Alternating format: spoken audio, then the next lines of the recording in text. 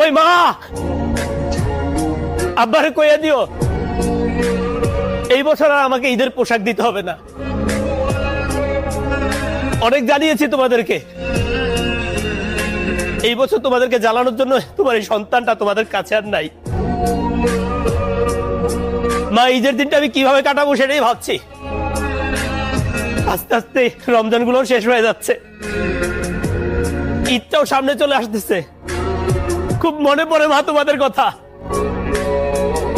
কে কিনে দিবে আমাকে এবার ঈদের পোশাক? আমার বাবাকে বলে দিও এই বছর আর আমাকে ঈদের পোশাক দিতে হবে না। তোমার ছেলে অনেক বড় হয়ে গেছে, তোমাদেরকে ছেড়ে তোমাদের ছেলে এই প্রবাসে থাকতে শিখে গেছে।